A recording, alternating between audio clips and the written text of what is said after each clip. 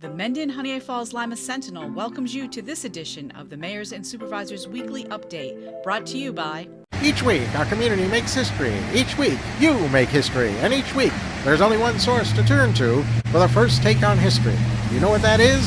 Subscribe to the Sentinel right now to discover the history being made in your own backyard. The Mendon-Honeoye Falls-Lima Sentinel. More than just your news, it's your history. Hey, welcome everyone to this week's edition of the Mayors and Supervisors Update. I'm Chris Carosa, publisher of the Mendon-Honeoye Falls-Lima Sentinel, and each week we bring you the goings-on in the towns and villages that we cover. This week we'll be starting with Mike Falk in Lima. Mike, what's going on in Lima? Hello, Chris. Thanks for hosting us again. A reminder that the Memorial Day Parade in Lima is going to be on Monday, May 27th. And it will be starting at 9:30 in the morning. So be in place by 9 o'clock to watch it. The parade route is from the Lima Primary School on College Street up around the corner, down 15A to the Four Corners, and then making a left and heading over and ending at the town hall where the actual ceremonies will take place, laying of the wreaths at the Veterans Memorials and reading of the Patriots Pen winner's essay. After that, there will be free hot dogs and refreshments over at the firehouse. And then for all the veterans and their families, there is a luncheon at Legion Post 282 at 12:30. The Senior Citizen of the Year for Lima is Shirley Cackamus. Congratulations to Shirley. The ceremony honoring her from the Livingston County Office for the Aging was on May 4th. Very nice to see all of the towns represented there. Shirley has done a wonderful amount of volunteer work and good community things here in Lima, and we'll be looking forward to seeing her riding in the parade.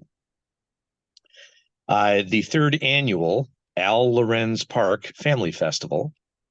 Yes, it is the Livingston County Park. If you've never been there, it's a really, really nice park right up on the Murray Hill campus. As you sort of wind your way up there, like you're going to one of the offices, you make that immediate left at the top of the hill and then a right at the sign there, and you'll come into this park that was built by the WPA during the World War II timeframe. The activities will include a 1K family fun run, a youth fishing derby, a scavenger hunt. There will be a reptile and amphibian show, classic car cruise-in, so you could bring your classic ride, a display of emergency vehicles, steel drums. There will be a hike, face painting. The U.S. Army Corps of Engineers will be there for a water safety demonstration. Basketball shooting challenge. There'll be food, live music, etc. So Saturday, June 1st from 9 a.m. to 2 p.m. on Al Lorenz Drive in Mount Morris. The German Festival is, of course, coming up in Lima. We're about a month away now. Sunday, June 9th, 11 a.m. to 7 p.m. out on Pond Road in Lima. If you take 5 and 20 between Lima and West Bloomfield, you can just turn south on Factory Hollow Road and follow the signs. You will see the Alpenhorn demonstration. There will be gymnastics demonstrations. There will be a 21-piece band, dancing, and all sorts of German food, desserts, and beverages. I hope to see you there. Conversations with the county is something that County Administrator Ian Coyle has done for quite a long time, and it rotates around to the different towns within the county, and our turn is coming up in June. So on June 13th, which is a Thursday at 6 p.m., Conversations with the County will be at Fanatics Pub in sort of the outside new area there. This is a chance to actually meet the county administrator, find out what's going on at the county level directly, and ask questions. And I would encourage all of you to come out and talk with Ian. And that's all I've got, Chris. Now it's over to Rick, Honeoye Falls. And Rick, I know you're not in Honeoye Falls right now. You're on the road, but tell us what's going on there. Well, I am on the road. I'm hopefully there won't be too much noise behind me, but I'm actually out on Clover Street at out near one of the Pittsford Tinker Parks. But I was able to pull over to jump on this call. I had the pleasure this morning of talking with 3 fifth grade classes at the Pittsford Allens Creek School about local government, etc. And it was just a blast. To be able to sit down with kids who are really learning a lot about government and just social economics, etc. These kids are just so bright, and we are so blessed.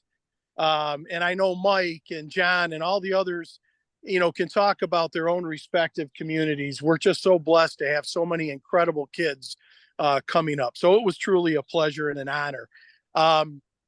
Really today, from the village standpoint, that I wanted to talk about, and I've been talking about this for 3 or 4 weeks now, but we've had a couple of projects in the works and in the schedule. We've been working on for over a year, actually. We received a grant to resurface a lot of the sidewalk area on West Main Street from Episcopal Avenue up to Norton Street. And it's the area right in front of the post office that not only do we have issues with people crossing the street there, but the sidewalk itself, there are some old curb bump outs, if you will, or curb cuts that are just very difficult for our pedestrians to navigate. We've had people fall, especially during the winter months, etc. So we're planning to resurface and re-level all that, if you will, regrade it. And then we're also going to be putting in 2 bump outs. So we're going to have really nice road crossing there in front of the post office with the flash warnings, etc. And this has all been scheduled. We've got all our permitting done. We've worked with the county, because when we get done with this project, the county is milling and resurfacing all of West Main Street in the village, from the 4 corners right up to the village line. Everything's been in progress. We're supposed to be starting the project Monday, and we get notice from National Fuel yesterday morning that they're doing a major project that is going to be going right through the middle of our project. It's very, I'll say it's disheartening. It's very frustrating. It's maddening to have this happen, because we've had our permits, all of our plans in place. We've gone through, we've reached out to all the utility companies to let them know. We've done the stakeouts, etc. And now all of a sudden another project is going to be started, and it's severely impacting the work that we have to do from a timing standpoint. These projects are all timed where the contractor is on a set schedule. And if we have to delay this by a couple of months, it may mean that we have to go out and rebid the whole project again. The county is also planning on doing their road work. They have a very tight schedule. So this is really maddening for us. We're trying to work through the process. We may start next week. We may not. So to our residents, we apologize. To our businesses, we apologize. This is not something that the village or the county were in control of. This is something that, quite honestly, National Fuel should have come to the county. They don't even have their permits in yet. They should have done this long ago. And it's very frustrating, but that's what we have to deal with. So that is really the crux of village business right now. We are on this all day, every day, trying to get these plans worked out, because these projects have got to get done. So that's my little tirade for the day, but it's extremely frustrating, but that's part of local village and town government. Mike knows it well. John knows it well. Steve Schultz knows it well, and all the others. No matter how good you plan and how well you plan things out, something always happens. So we're dropping back and punting a little bit.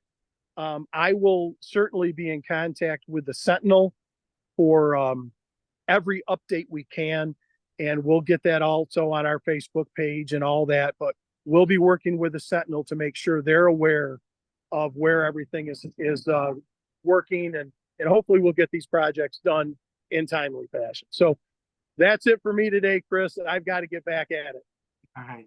Thanks, Rick. Thanks for sharing that breaking news with us. Rarely do we have breaking news.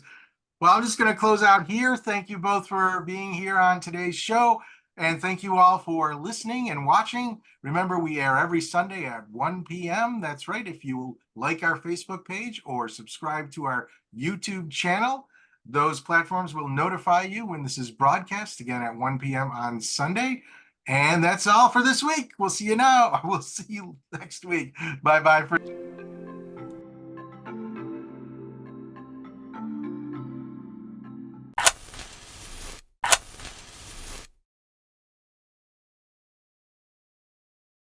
Imagine yourself communicating with a difference. Pan-Dimensional Solutions helps you do this. Whether live spectator events, taped broadcasts, or real-time audience-engaging programs, you can benefit immediately from the tools Pan-Dimensional Solutions will share with you.